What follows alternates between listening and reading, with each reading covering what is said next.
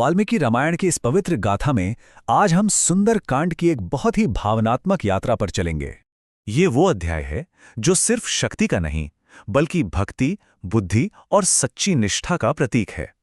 ये दिखाता है कि जब धर्म संकट में हो तो एक सच्चा भक्त भी इतिहास का रुख बदल सकता है। अरण्यकांड के अंत में सब कुछ अंधकार में डूबा हुआ था। माता सीता का हरण हो चुका था और उम्मीद की कोई भी किरण दूर दूर तक नजर नहीं आ रही थी। और उसी गहरे अंधकार से सुंदरकांड में उम्मीद की एक नई खोज शुरू होती है। ये कहानी है एक भक्त की जो अपने प्रभु का काम पूरा करने के लिए अपनी पूरी शक्ति लगा देता है। तो कहानी शुरू होती है किष्किंधा से, जहां सुग्रीव ने अपनी वानर सेना को माता सीता की खोज में चारों दिशाओं में भेजा था।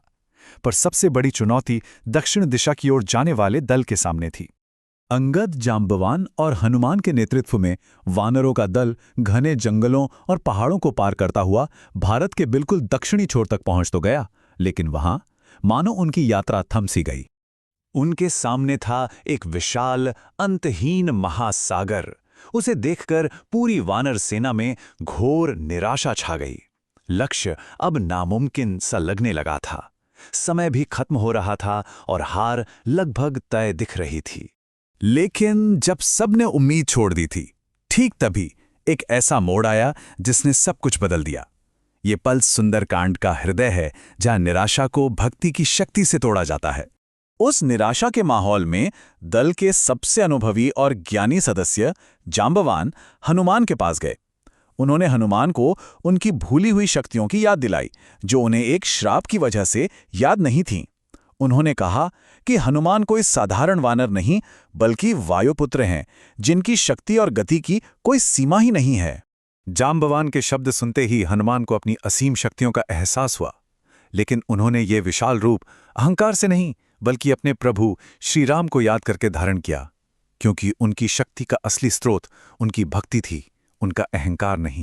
और बस यहीं से सुंदरकांड की सबसे अद्भुत यात्रा शुरू होती है। हनुमान ने संकल्प लिया कि वो अकेले ही इस महासागर को पार करेंगे और माता सीता का पता लगाकर ही लौटेंगे। पर उनकी ये उड़ान आसान नहीं थी। रास्ते में 3 बड़ी परीक्षाएं आईं। सबसे पहले मैनाक पर्वत ने आराम करने का आग्रह किया, पर हनुमान ने काम पूरा होने तक न रुकने का निश्चय किया था। फिर नागमाता सुरसा ने उनकी बुद्धि की परीक्षा ली, और अंत में सिंहिका नाम की एक राक्षसी ने उनकी परछाई पकड़कर उन्हें रोकने की कोशिश की, जिसका हनुमान ने वध कर दिया। इन सभी बाधाओं को पार कर हनुमान आखिरकार लंका के तट पर पहुंचे। उन्होंने रात के अंधेरे में एक बहुत ही छोटा, सूक्ष्म रूप धारण किया, ताकि किसी की नज़र उन पर न पड़े, और नगर की रक्षक लंकिनी को हराकर उस भव्य सोने की नगरी में प्रवेश कर गए। लंका की चकाचौंध को देखते हुए हनुमान ने अपनी खोज जारी रखी, और आखिर में वो उस जगह पहुंचे जहां उनकी यात्रा का असली मकसद छिपा था, अशोक वाटिका। वहां एक अशोक के पेड़ के नीचे उन्होंने माता सीता को देखा। वे बहुत दुखी थीं, पर उनके चेहरे पर एक दृढ़ता थी।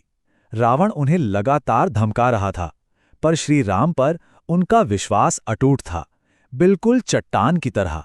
हनुमान ने सही समय का इंतजार किया। जब माता सीता अकेली थीं, तब वो बहुत विनम्रता से उनके सामने आए और खुद को श्री राम का दूत बताया।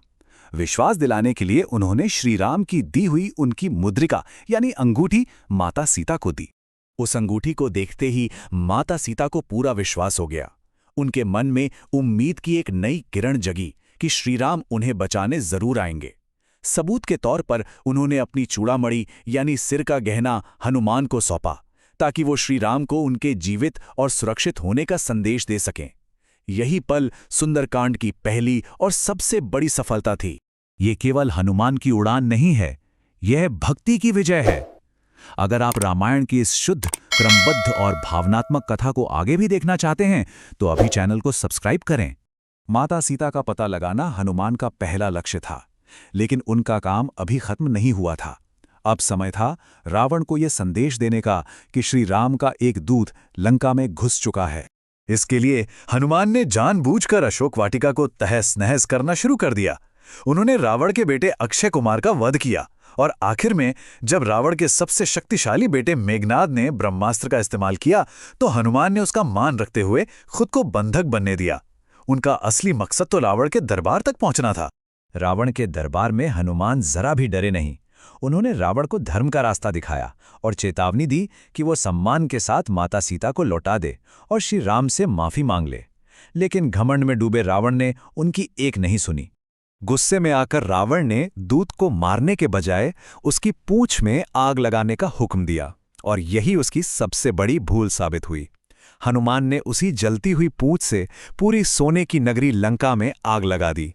ये विनाश नहीं था, बल्कि अधर्म पर धर्म का एक सांकेतिक प्रहार था, जिसमें सिर्फ अशोक वाटिका को सुरक्षित छोड़ दिया गया था।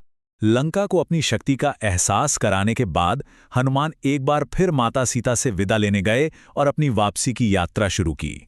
जब हनुमान माता सीता की चूड़ामणि लेकर वापस सागर के उस पार पहुंचे और उन्होंने श्री राम को सारा समाचार सुनाया, तो महीनों की निराशा और अनिश्चितता एक पल में खत्म हो गई। वानर सेना में एक नया जोश भर गया और श्री राम के दिल में आशा के साथ युद्ध का एक मजबूत संकल्प साफ हो गया। सुंदरकांड वो आशा है जिसके बिना युद्ध भी अधूरा होता। यहीं से रामायण एक खोज नहीं, बल्कि विजय की ओर बढ़ती है।